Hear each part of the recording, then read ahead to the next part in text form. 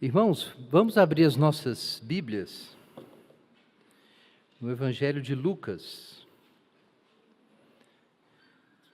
Daqui a pouco nós vamos fazer a leitura. Evangelho de Lucas, capítulo 24, versos 1 a 35. Os irmãos sabem, nós estamos numa série sobre a nossa fé. Então já tratamos aí da introdução do Catecismo de Heidelberg, dessa dimensão da nossa fé, que é o nosso consolo em Jesus. Passamos pelo credo apostólico, mas ainda temos uma jornada aí. Ainda vamos falar sobre a oração do Senhor e os 10 mandamentos. Mas hoje nós vamos dar uma pausa e vamos tratar de um outro assunto. Então, a mensagem que nós divulgamos para hoje é diferente, né? Nós vamos falar sobre a grande história das Escrituras. E com isso a gente está introduzindo um tema que vai ser o foco dos nossos grupos. A gente chama de grupo nas casas, mas são grupos online, né? Dos nossos pequenos grupos. Nós já anunciamos, alguns sabem, que nós vamos tratar desse livro, O Drama das Escrituras, e da história central da Escritura em 6 atos até o mês de julho. Depois vai ter um aviso sobre isso no final. Então nós vamos falar sobre esse livro aqui. Mas eu achei apropriado, conversei com o pastor Igor, e nós concordamos em fazer dar uma pequena pausa de um único domingo para tratar desse tema. Por que estudar a grande história das Escrituras é tão importante assim? Nós entendemos que é muito importante. Mas essa é a questão que a gente quer trazer nesse período. Nós gostaríamos que os irmãos se dedicassem à leitura da Bíblia durante esse ano. Nós podemos nos reunir muito menos do que antes. Hoje, vários ministérios estão paralisados ou com baixo metabolismo nessa e em outras igrejas, porque a gente não pode fazer tudo que a gente gostaria. E é essencial, é sempre importante, mas é essencial nesse período que você não perca o contato com os meios de graça. E a palavra de Deus, a Bíblia, é o principal meio de graça. Então, se você realmente quer sobreviver espiritualmente, num período em que nós temos pouca comunhão entre nós, é muito importante você ter contato com a Bíblia. É assim que muitas igrejas perseguidas sobreviveram no mundo. É assim que elas deram conta, decorando trechos da Escritura, se dedicando à leitura da Bíblia, se esforçando para ouvir de novo a mesma mensagem do Evangelho. Então eu quero desafiar vocês que estão nos acompanhando também, a se dedicarem à leitura da Bíblia nesse período, porque a leitura da Bíblia é necessária para a sua fé ser conservada. Mas nós queremos falar sobre a narrativa, porque narrativas importam. E antes da gente fazer a nossa leitura, o Evangelho de Lucas, eu quero falar um pouquinho sobre isso, sobre a importância das narrativas. Quem tem alguma formação aí na área de ciências humanas, sabe que a questão da narrativa é muito importante. Em 1984, um sujeito chamado Jean-François Lyotard escreveu um livro bem famoso, que quem não leu, não teve oportunidade de ler, isso não foi leitura recomendada na faculdade, ouviu falar, né? A Condição Pós-Moderna, esse é o título. E nesse livro ele defendeu que as metanarrativas acabaram. As grandes histórias que explicam por que o mundo é assim e para onde ele está indo. As grandes narrativas teriam entrado em colapso porque nós vivemos numa sociedade relativista, muito fragmentada, muito pluralista, em que as pessoas não compartilham mais de valores comuns. Então elas não têm histórias comuns. Ou seja, o mundo não é mais guiado por grandes histórias, mas por processos, econômicos da sociedade contemporânea e pelo jogo de forças de pessoas com ideias e grupos com ideias muito diferentes. É um jogo de forças caótico. Não tem uma lógica na história, na direção do mundo moderno, não tem uma lógica. Então, grandes histórias aí, como a história marxista, né, da luta de classes e do novo homem, da futura sociedade sem classes, teria acabado. A narrativa liberal, a história cristã, a história racionalista do iluminismo, todas essas histórias seriam hoje inacreditáveis. Hoje, em 1984, tem um tempinho. Elas seriam inacreditáveis, nós temos um mundo relativista e policêntrico e acabou. Eu me lembro que nos anos 90, quando eu era estudante de teologia, esse assunto sempre vinha no seminário, que não tinha mais narrativa, não existiam mais grandes narrativas, e que seria até um erro apresentar o cristianismo como uma grande narrativa. Mas eu sempre desconfiava de que tinha uma coisa errada com esse discurso. Tinha alguma coisa de elucubração academicista por trás dessa ideia de que as narrativas simplesmente acabaram. Mas hoje está muito claro que isso era falso, né? Alguns já ouviram falar, essa história é muito citada, de um escritor americano, Mark Twain, aí no final do século XIX, foi publicado um obituário dizendo que ele tinha lamentando a morte de Mark Twain. Aí ele escreveu, mandou um telegrama, né, que virou uma piada, né, dizendo que as notícias da minha morte foram grandemente exageradas. As notícias da morte do pós-modernismo, das grandes narrativas pelo pós-modernismo, certamente foi muito exagerada. Basta olhar como a nossa política hoje funciona, né? Boa parte da política hoje é baseada em narrativas e as pessoas estão aí construindo, tem gente que são construtores profissionais de narrativas, né? Juntam fatos e fatos alternativos, costuram e inventam histórias, mas o fato é que as pessoas continuam precisando de histórias, e no cinema contemporâneo, na literatura contemporânea, isso é absolutamente claro, né? A importância das histórias. Tem um sociólogo cristão que de vez em quando eu cito, o Christian Smith, ele escreveu um livro que se tornou muito importante, Moral Believing Animals, Animais Morais e Crentes. E ele tem um capítulo muito legal sobre narrativa em que ele discute o quanto isso é falso e como nós continuamos dependendo de narrativas e contando histórias, como a gente sempre fez.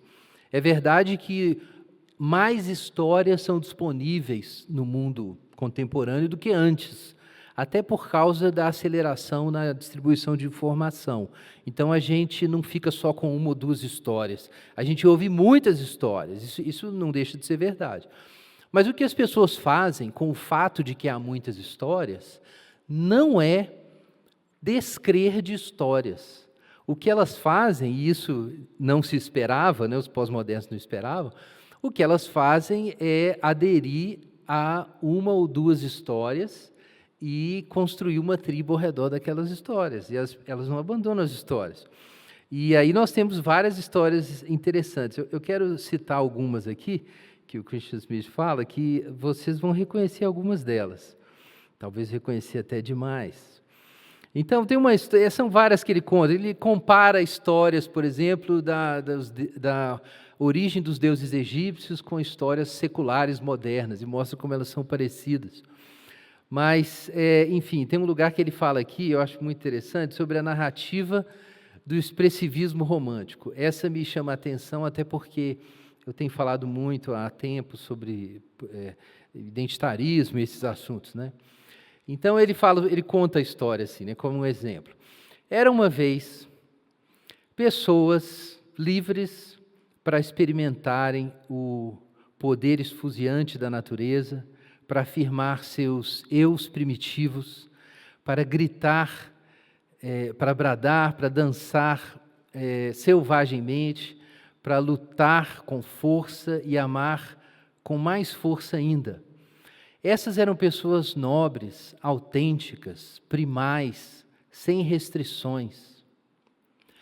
Mas as invenções da civilização, entretanto, gradualmente domesticaram a humanidade, eliminando o seu eu primordial sob cobertores de modos repressivos, de hábitos repressivos e artificiais, refinamentos, restrições, coisas apropriadas ou inapropriadas, negações e racionalidades formais. As pessoas modernas dificilmente sabem quem são, o que sentem e como expressar sua vontade e suas paixões. Apenas uns poucos intelectuais quebraram essa restrição sufocante, com grande custo, ao ponto em que acharam o caminho da vida autêntica e da autoexpressão. Eles desprezam as convenções, eles andam as estradas menos trilhadas, eles entram em contato com seus selfies mais profundos, eles tocam tambores, pintam, escrevem poesia, correm nus pelas florestas, dançam na chuva, fazem festas selvagens, buscam estados alterados de consciência. Eles não estão presos pelas regras burguesas, pelos modos que extinguem o espírito humano. Eles não temem a orgia dionisíaca, nem a rebelião violenta, nem o isolamento boêmio. São almas perturbadas na busca do selvagem, com suas questões pessoais, mas são a única a única esperança da sociedade para a vida autêntica e expressiva, que talvez leve à redenção por meio da pintura e da arte. Gente, muito interessante essa narrativa, é uma história.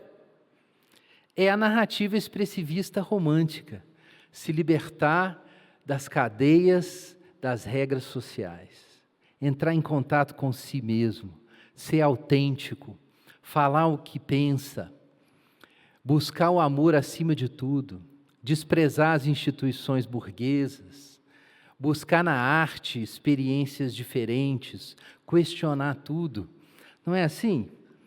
Isso aqui explica 85% das novelas da Globo. E outras coisas. Né? É um mindset, isso está por aí, né? De vez em quando a gente vê uns documentários assim no Arte 1, em que, de forma assim, até inocente, nós vemos aí artistas, gente importante, expressando esse desejo de ruptura da forma, né? Mas, enfim, é uma história, né? Que antigamente as pessoas não eram restringidas pelas regras, pela escravidão moral do racionalismo e do cristianismo, e agora, enfim, as pessoas rebeldes, né? As pessoas que são cheias de vontade, né? Elas seriam a esperança de redenção para a sociedade. Está aí, essa é a narrativa romântica, né? Então, surgiu literalmente o movimento romântico no século XIX, está por aí dominando parte da cultura contemporânea. Quando ela se misturou com a política, isso deu base para os movimentos identitários, boa parte deles se alimenta disso aqui. Então, é uma história, não é história cristã, ela pode conversar em alguns momentos com a história cristã, né? Mas não é história cristã. É muito engraçado, uma das confusões, quando alguém pega a história do Êxodo, Deus livrou o seu povo do cativeiro, é uma história de libertação. Martin Luther King usou essa história de libertação para falar sobre a luta contra o racismo. Fez bem, fez correto. Mas é engraçado quando o pessoal pega a história do Êxodo para justificar a sua luta para romper com os padrões sociais e cair na gandaia. Tem muitos evangélicos que defendem esse tipo de coisa, né? Mistura a libertação do Êxodo com a luta por autoexpressão contra os padrões morais burgueses do movimento romântico. Tem outra história aqui super legal, assim, que vocês devem conhecer também, acho que vale a pena demais eu contar. Nós vamos chegar na história bíblica, gente, mas isso aqui é muito divertido. Era uma vez quando a maioria das pessoas sofriam em sociedades e instituições sociais injustas, não saudáveis, repressivas e opressivas, e essas sociedades eram repreensíveis por causa da sua desigualdade radical, exploração e tradicionalismo irracional. Então, todas faziam a vida injusta, sem prazer e curta. Mas as nobres aspirações por autonomia, igualdade e prosperidade lutaram valorosamente contra as forças da miséria e opressão e, eventualmente, tiveram sucesso em estabelecer as nossas modernas sociedades liberais, democráticas e capitalistas e de bem-estar. Enquanto as condições sociais sustentam o potencial para maximizar a liberdade individual e o prazer de todos, há muito trabalho a ser feito para desmantelar os poderosos vestígios da desigualdade, da exploração e da repressão. E essa luta por uma boa sociedade, na qual os indivíduos são iguais e livres para buscar a sua própria felicidade do jeito que preferirem, é a única missão verdadeira e digna de dedicarmos a nossa vida. Então, essa é a narrativa do progresso liberal, por meio da ciência, da indústria, do capitalismo, da ênfase nas liberdades individuais, e claro, isso envolve desconstruir também regras sociais retrógradas que impedem os indivíduos de alcançarem a sua felicidade individual. É um evangelho, é uma história, inclusive uma história anterior à história romântica. A história romântica é um spin-off dessa história, né? Ela surgiu depois, psicologizou essa história, mas tem a ver, né, tem uma ligação com essa história. E essas duas grandes histórias são fortíssimas. Muito crente vive nessas histórias, acredita nessas histórias. Tem outras, tem a história socialista, né? De que antes não existia propriedade privada. O Rousseau falar que alguém teve a ideia genial de fazer um cercadinho e dizer que aquilo era dele. E aí estragou o mundo, né? Começou a propriedade privada, aí teve que fazer leis, e aí você tem todo tipo de injustiça, e aí tem a sociedade que por meio do contrato social e da vontade geral a gente vai consertar isso agora. E aí daí veio a história socialista, né, depois da luta de classes e juntando com outras contribuições aí.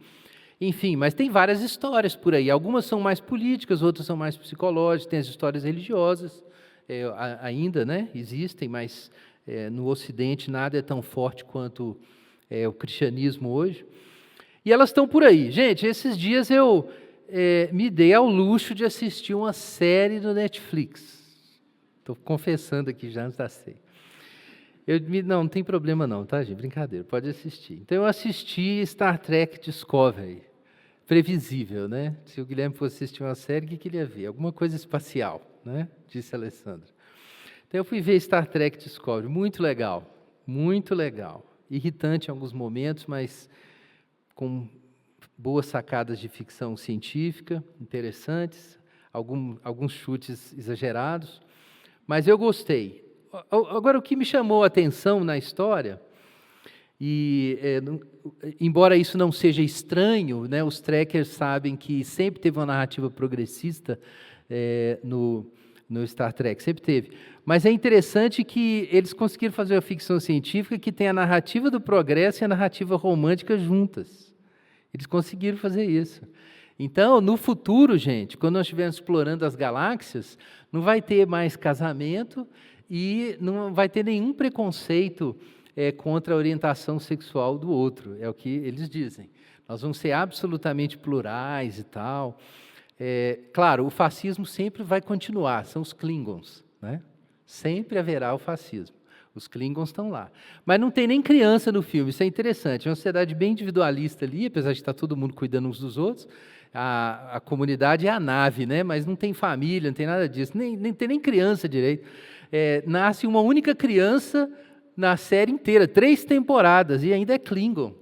E não tem ninguém para cuidar dela. Isso é bem a cabeça do homem weird contemporâneo, né? Não tem nem velho direito, nem criança. Não pode ter, né? No futuro, quando a gente explorar as galáxias, não vai ter essas coisas. Isso é coisa da sociedade antiga, né? Atrasada e tal. Mas, enfim, eu estou ironizando, mas é legal. Pode ver Star Trek. Enfim, onde eu quero chegar? O Smith nota que a gente continua atrás das histórias. Não tem nada disso que acabaram essas metanarrativas. Isso é uma viagem pós-moderna. Na verdade, o pós-modernismo é ele mesmo uma narrativa. Ele mesmo. Que não está agradando muito, porque o pós-modernismo dizia que não tinha verdade, né? Não existe verdade. Cada um tem a sua verdade. Aí surgiu a pós-verdade e agora está todo mundo de cabeça quente. Porque todo mundo descobriu que sem a verdade a coisa fica incontrolável, né? Então, enfim, é uma narrativa também que nem está tão forte assim mais. Por que a gente precisa tanto das histórias? Quando você pede alguém para... Quando você está numa roda, sei lá, numa dinâmica no trabalho, na escola, na faculdade, e as pessoas perguntam, quem é você? O que você faz? Você conta uma história. Eu sou mineiro, nasci em Belo Horizonte, né, estudei em tal lugar, sou filho de fulano com fulano. Em Minas Gerais tem que dizer isso. Você é filho de quem? Então, deve se pôr em outro lugar, não necessariamente. Mas em Minas Gerais, então, quem é estrangeiro aqui, peregrino, talvez é isso que você está errando.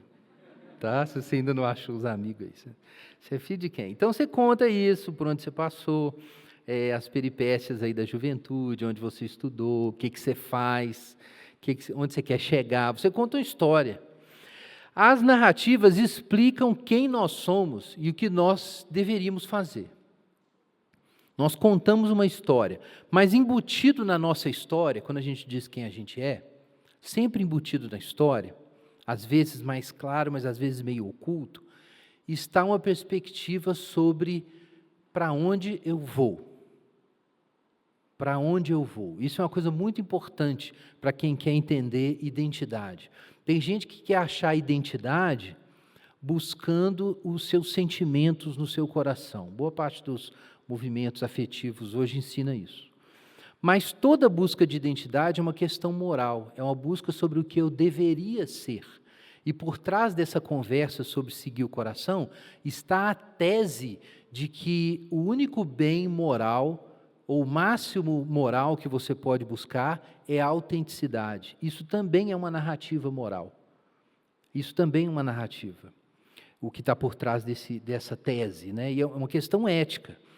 Muita gente vai ao psicólogo e, independente da técnica, da abordagem clínica que o psicólogo usa, às vezes ele tem uma visão assim, de que felicidade tem a ver com o máximo de autenticidade possível dentro dos limites que a realidade social e das instituições da vida impõe a você. Então ele vai passar para você, junto com a abordagem clínica dele muitas vezes, um ideal de felicidade que é um ideal ético, não é nem ciência psicológica, é um ideal ético, às vezes baseado numa visão romântica sobre o que é o ser humano e sobre o que é bom ou o que não é bom. Então, muita autoajuda ensina isso hoje. Muitas vezes um psicólogo trabalha com essas categorias quando ele quer te ajudar, mesmo sendo sincero e usando uma abordagem clínica excelente. Mas muitas vezes ele tem uma narrativa. Muitas vezes não, sempre. Ninguém vive sem narrativa. Você precisa de um enquadramento, né, um framework para organizar suas categorias, para você entender aonde você está, por que você está aqui e aonde você quer chegar. Se você quer chegar no topo da montanha, o rio é um obstáculo. Se você quer navegar, o rio é o seu destino. Destinos diferentes estabelecem narrativas diferentes de quem eu sou e qual é o meu propósito. Por isso é importante a gente compreender a importância, o lugar da Bíblia, melhor dizendo, para organizar a nossa visão sobre identidade e destino.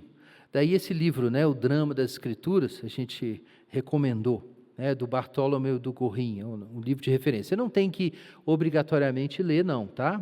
Esse vai ser o tema das reuniões nos nossos pequenos grupos. Então, vai haver guias de estudo disponíveis e você pode só acompanhar as reuniões.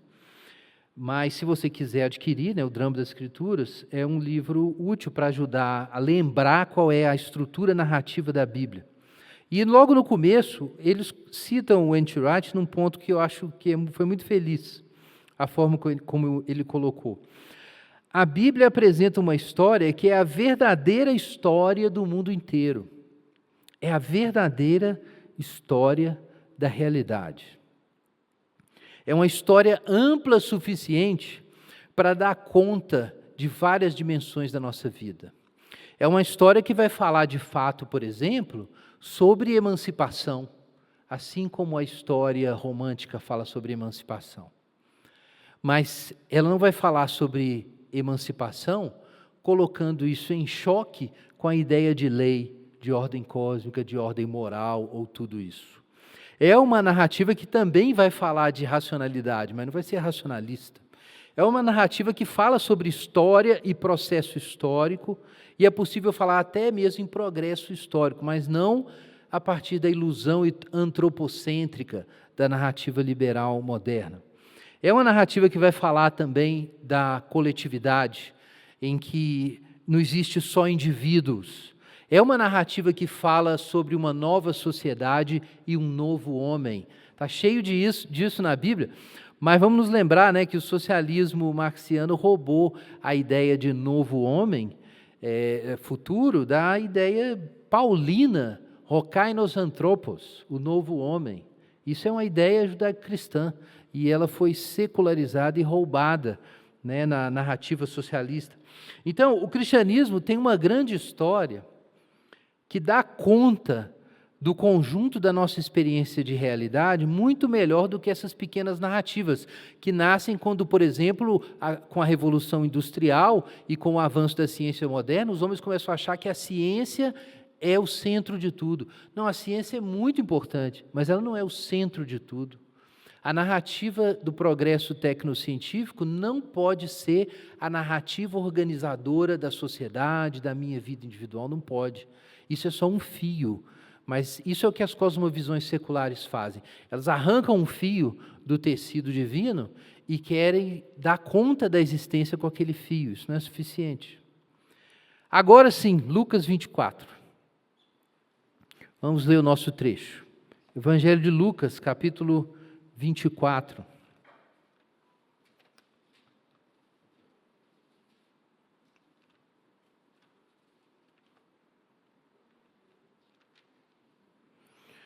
Vamos ler aí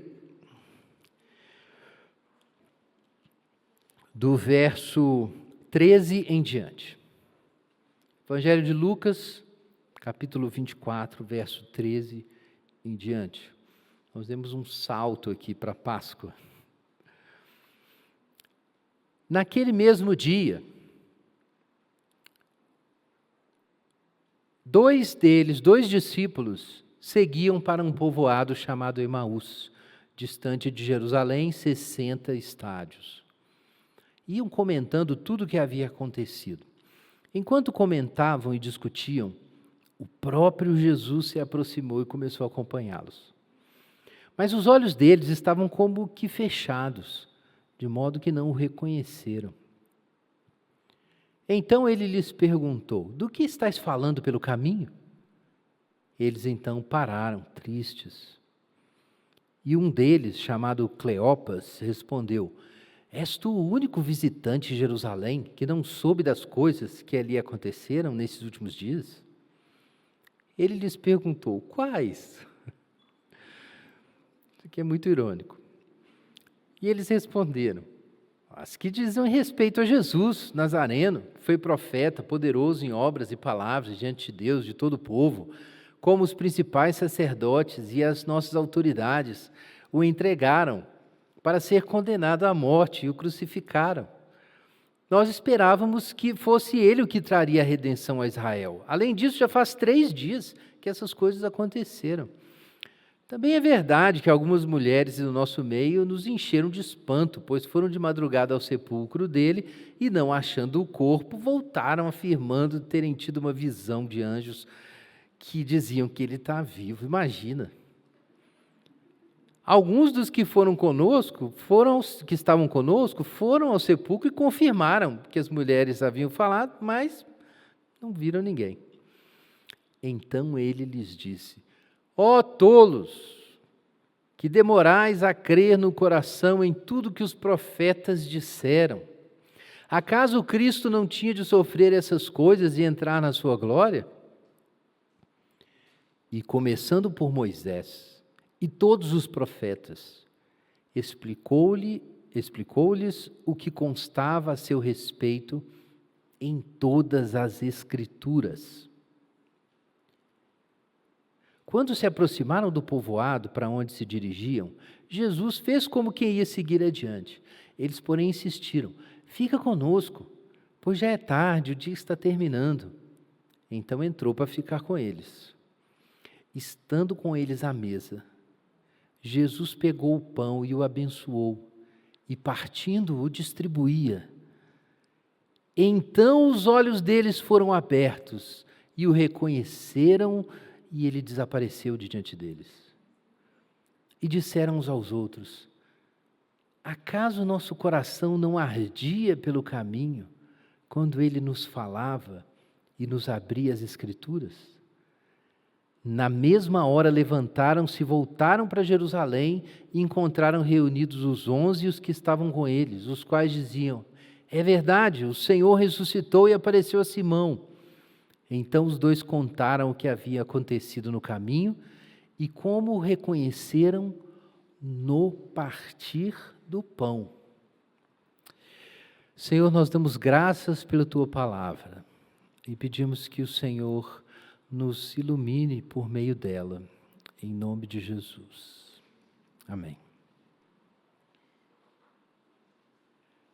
Tem uma água aqui, mas eu não sei se é do Faulkner.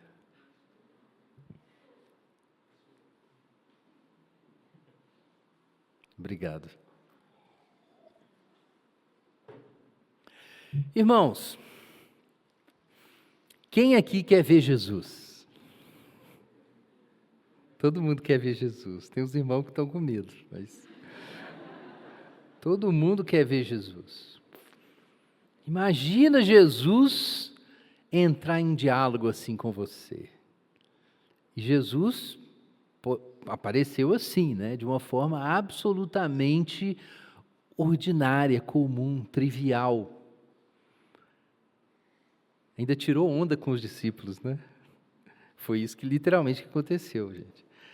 Nós somos separados aí por 2000 anos aí do livro, quando foi escrito originalmente, mas a história é absolutamente cômica. Jesus ressuscitado aparece do lado dos discípulos e batendo papo ali com eles, e eles: Jesus morreu, a nossa vida acabou, e Jesus do lado. Agora, o que impressiona de cara assim na leitura do nosso trecho é que quando Jesus perguntou para eles o que aconteceu, que fatos são esses? Conta aí. Jesus pediu para eles contarem a sua história. Por que vocês estão tristes? E pediu para eles contarem, e eles contaram uma história. Mas é impressionante que os fatos estavam todos na história. A história foi contada certinho, pelo menos esse pedacinho, né, da história foi contado certo.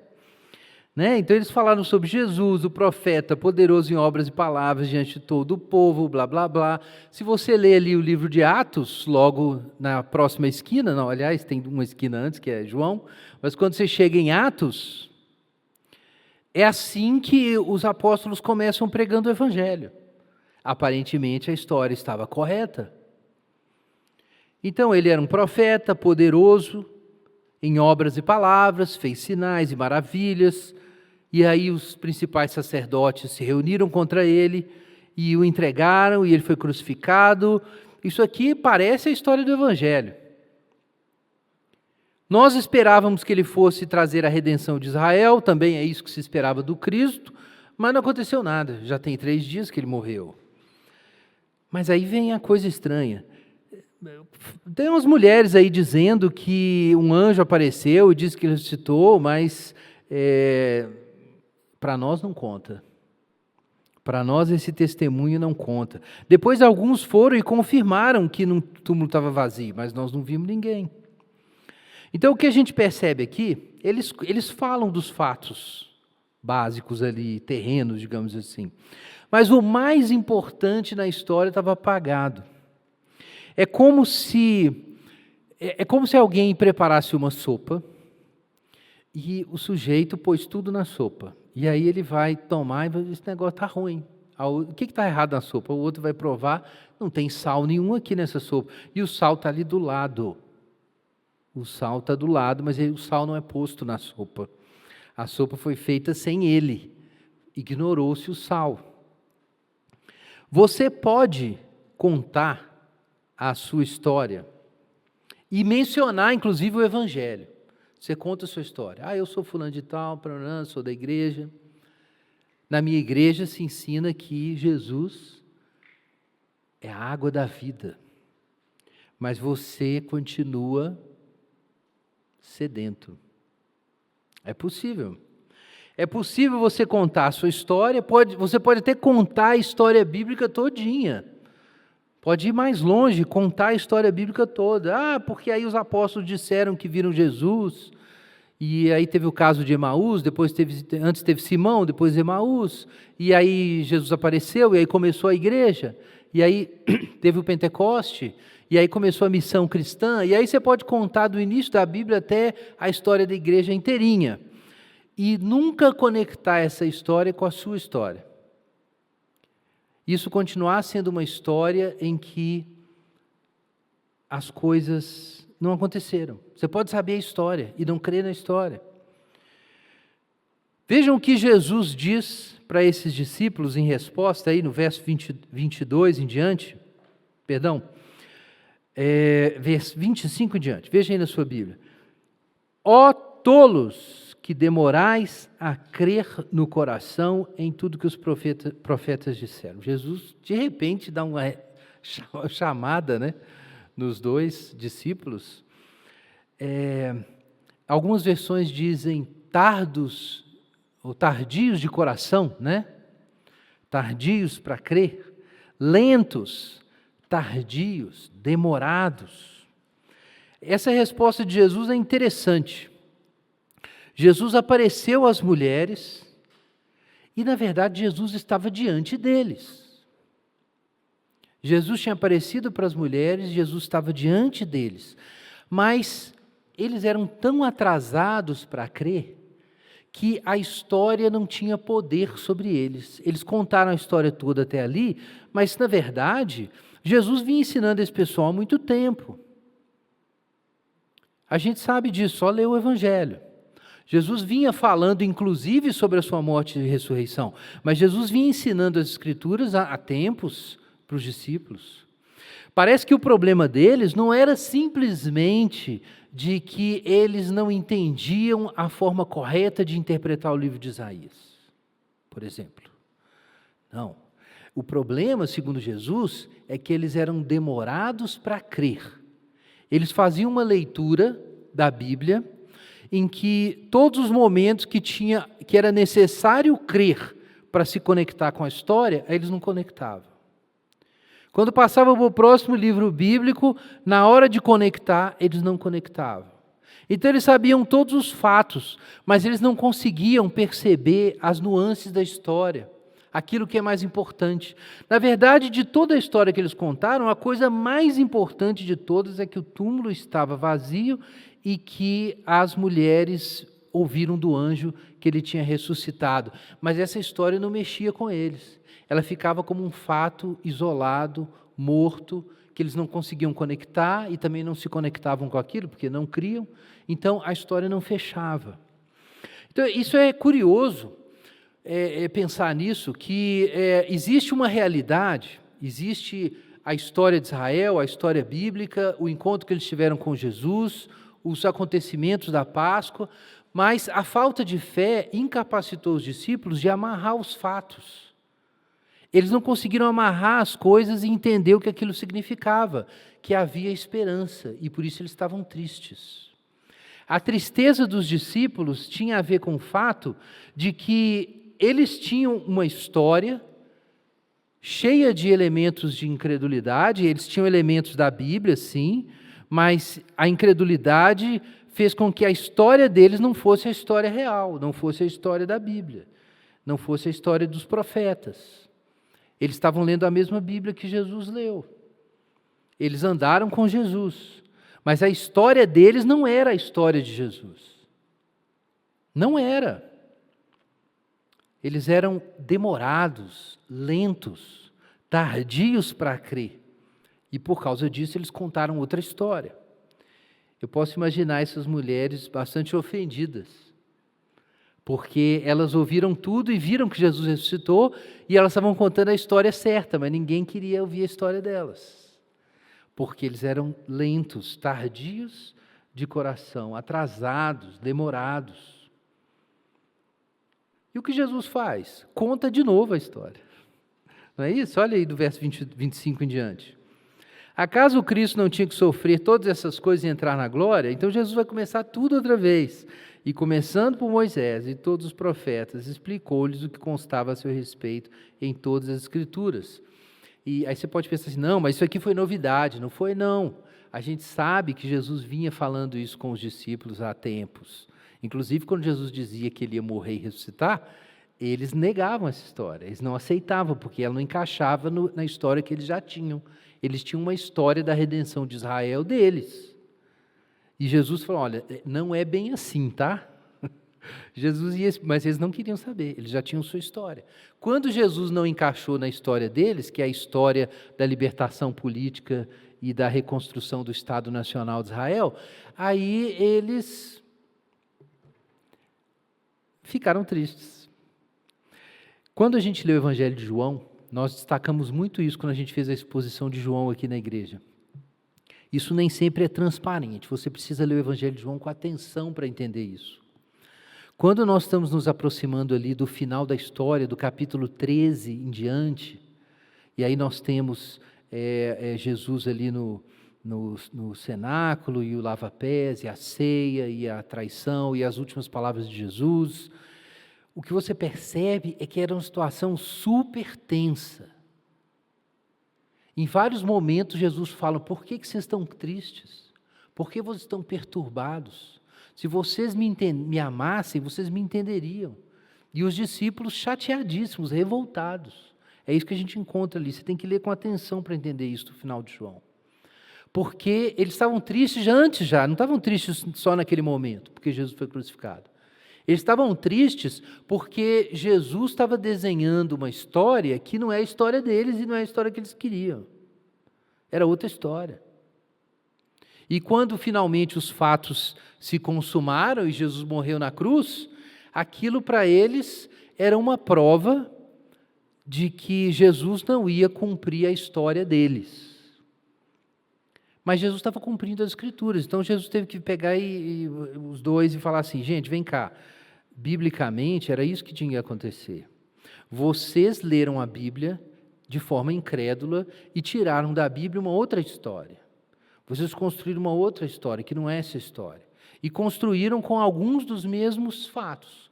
Mas não é possível construir uma história alternativa exatamente com todos os mesmos fatos. Por isso, a ressurreição de Jesus ficou de fora. Eles estavam tão presos na narrativa de redenção nacional que eles tinham, que eles não conseguiam crer nem na ressurreição de Jesus, nem com as mulheres dizendo que o anjo apareceu. Foi necessário que Jesus aparecesse para Simão, para todo mundo, e aparecesse várias vezes, para conectar os pontos. Vejam que depois que Jesus aparece para os discípulos, olha aí, no capítulo 24 ainda, no versículo 43. Olha aí, capítulo 24, verso 43. Ou do 42, lhe deram um pedaço de peixe assado e ele pegou e comeu na frente deles. É quase um teste, né? Uma prova. E aí ele diz assim no verso 44. Depois lhes disse, são essas as palavras que vos falei estando convosco. Está vendo? Não é que eles nunca tinham ouvido. É que como o que Jesus falava não encaixava, eles não entendiam e deixavam de fora. Eles estavam lendo a Bíblia e não estavam entendendo nada, porque como a Bíblia não dizia o que eles já estavam prontos para ouvir, ela parecia um livro desorganizado e sem sentido. Ou era organizado de outro jeito. Olha o que Jesus diz: são essas palavras que vos falei estando convosco. Era necessário que se cumprisse tudo o que estava escrito sobre mim na lei de Moisés, nos profetas e nos salmos. Então lhes abriu o entendimento para compreender as Escrituras. E disse: está escrito que o Cristo sofreria e ao terceiro dia ressuscitaria dentre os mortos, e que em seu nome se pregaria o arrependimento para perdão de pecados em todas as nações, começando de Jerusalém. Então, Jesus abriu o entendimento dos discípulos, não foi apenas porque Jesus ajudou a interpretar vários trechos problemáticos da Bíblia. É porque Jesus despertou os discípulos daquele estado de incredulidade, daquela demora em abrir o coração para a história que a Bíblia contava e para abandonar a história que eles queriam ouvir. Esse era o problema. Então, Jesus, antes de subir ao céu, procurou cada discípulo e foi lá chacoalhar cada um, para a ficha descer. Isso é coisa antiga, né? Para cada um entender o que era de fato essa história. Agora vejam que interessante, né? Por que a gente gosta de histórias? Por que as histórias mexem com a gente? Elas têm alguma conexão com a nossa estrutura, a nossa constituição como seres humanos. Histórias são assim, imagina, eu não sei quem aqui, quando era jovem, ou quem ainda é jovem, já brincou de revel, né? Eu digo, enfim, são modelos, né, que você monta, né? Você monta um barco, você monta um avião, você monta coisas. E vem as pecinhas desmontadas, vem o manual, e com o manual você vai montando aquilo. Imagina que você é uma caixa, ou um quebra-cabeça, você pode pensar assim, você é uma caixa com peças desmontadas. Quando chega uma história para você, por que a história é atraente? Porque ela oferece um jeito de montar as suas peças soltas. Por isso que as histórias mexem com a gente. Porque você olha para as peças e olha para a história e fala assim, será que é isso?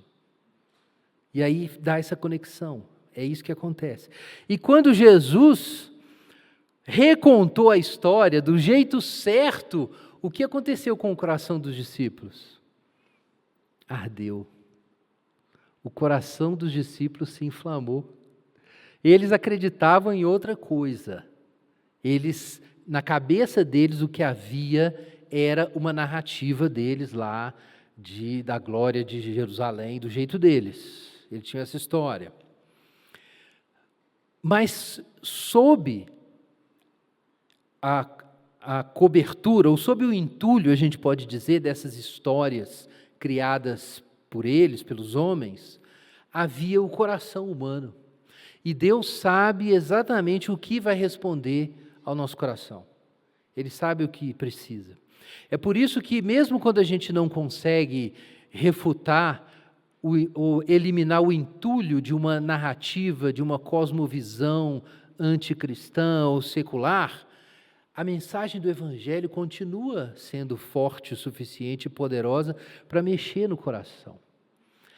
A mensagem do Evangelho se conecta com as estruturas da nossa alma.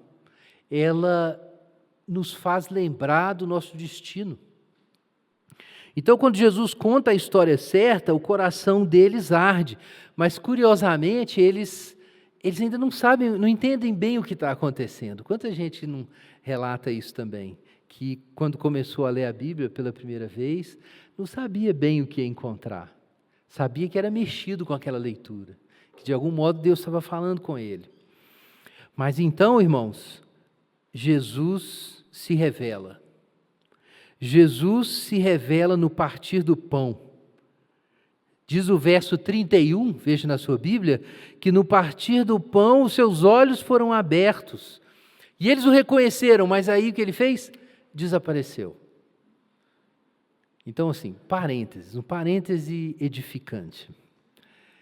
Na vida cristã, muitas vezes é assim. Você está caminhando, e de repente você tem uma visão de Jesus, que você fica igual Pedro, Tiago e João. Você fala assim, não quero sair daqui mais não. Vamos fazer umas tendas aqui, ficar aqui. Mas aí Jesus desaparece. Jesus desaparece. Isso deixa muito crente com raiva. Eu sei disso. Ele some. Por que Jesus desaparece? Porque agora, meu irmão, é o outro Consolador. Então você tem que aprender a caminhar na fé e atravessar na sua peregrinação o deserto contemporâneo e repetir na sua história a vitória de Jesus sobre Satanás, quando Satanás foi tentá-lo no deserto, não é isso? E o que Jesus respondeu para Satanás quando Satanás ofereceu pães, quando Satanás ofereceu alimento, quando Satanás propôs, transforma essas pedras em pães, para ser mais exato, qual foi a resposta de Jesus? Nem só de pão viverá o homem, mas de toda palavra que procede da boca de Deus. Aqui Jesus está se referindo às palavras do Antigo Testamento, lá em Deuteronômio. Deus conduziu o povo no deserto e sustentou o povo com maná. Para quê? Para dar a entender que o homem não viverá só de pão, mas da palavra que vem da boca do Senhor. Era esse o ponto. E Jesus repete isso com os discípulos, como se houvesse uma performance de novo ali do que aconteceu no Êxodo, na caminhada do deserto, e Jesus anda com eles, e aí na hora que eles reconhecem Jesus, ele desaparece. E eles ficam com o que agora? Com o pão da palavra de Deus, o maná. É assim que você vai viver. Não adianta ficar pedindo para Jesus aparecer para você. Eu não estou dizendo que você não deve querer ver Jesus, mas tem um jeito apenas de ver Jesus hoje, é através da leitura da Bíblia. Quando você lê a Bíblia, e aí o seu coração arde, aí você sabe que Ele está com você. Nós não podemos ignorar o lugar da palavra de Deus, mesmo Jesus, depois de ressuscitar e aparecer para os discípulos, aqui no capítulo 24, o que Jesus faz? Jesus explica para eles as Escrituras.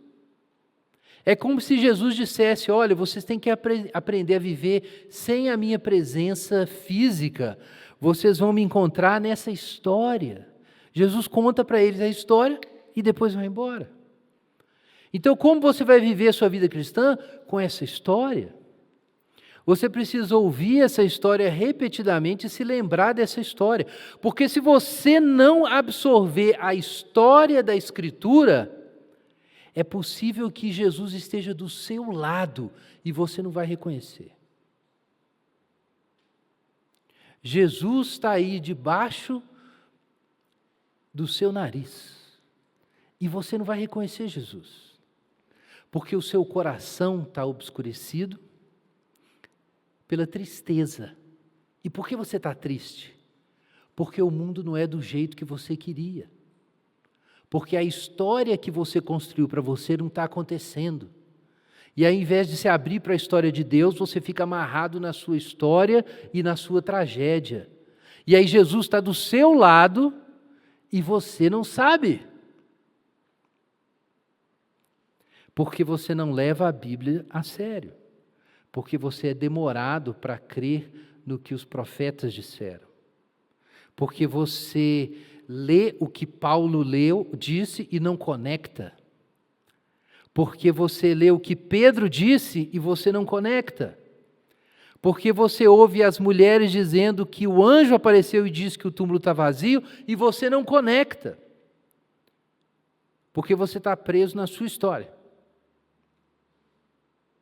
Então, é claro que é a obra do Espírito Santo exatamente isso, te fazer sair daí.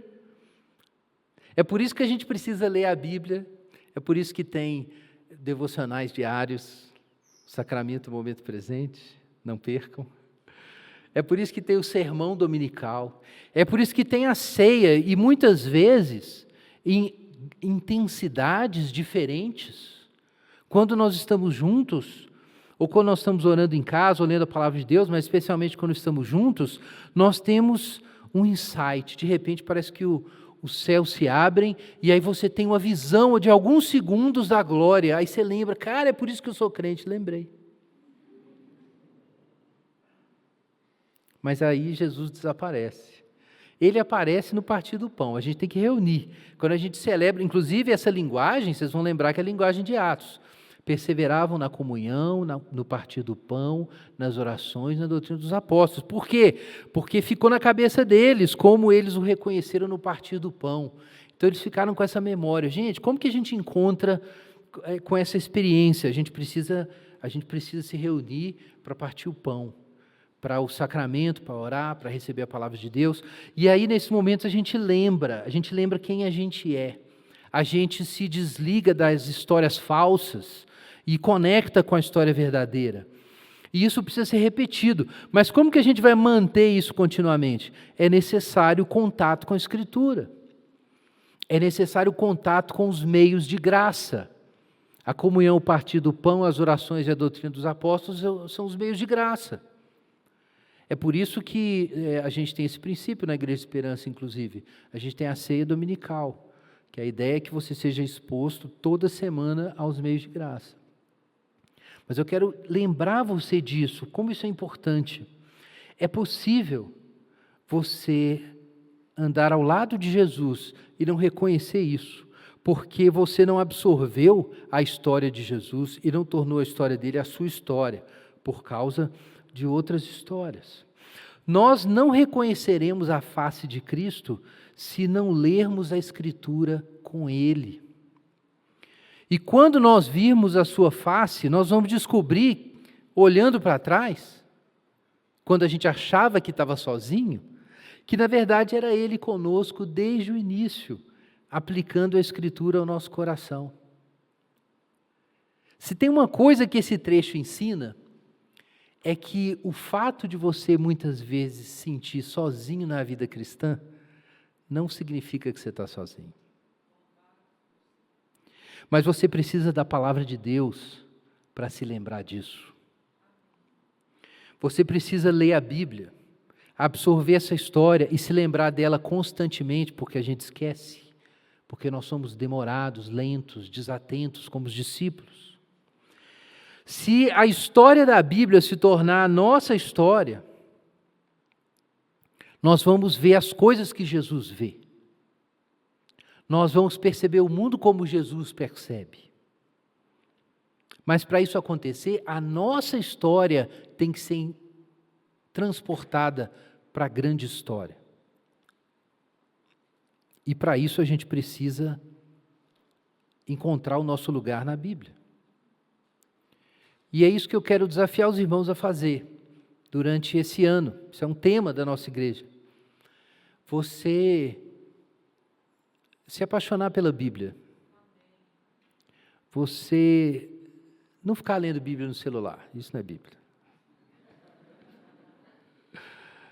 Pega uma Bíblia de verdade e lê sua Bíblia. E pede a Deus para falar com você, para fazer seu coração arder de novo. Amém? Vamos orar.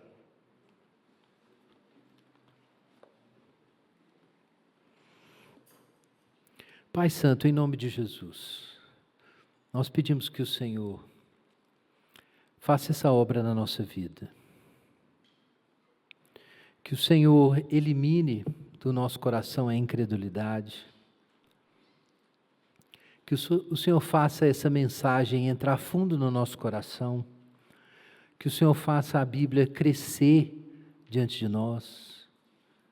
Não apenas mensagens bíblicas, reflexões, meditações, livros teológicos, mas a Tua palavra, ó Deus. Faz com que a Tua palavra esteja no centro da nossa vida. Fala conosco através dela, Senhor. Tira a preguiça, ó Deus. Tira de nós a preguiça de ler a Bíblia. Tira de nós o desânimo pelos trechos difíceis que nós nunca entendemos. Ó Deus, tira a incredulidade que faz a gente pensar que o Senhor está distante, que o Senhor está próximo de outros, mas não de nós.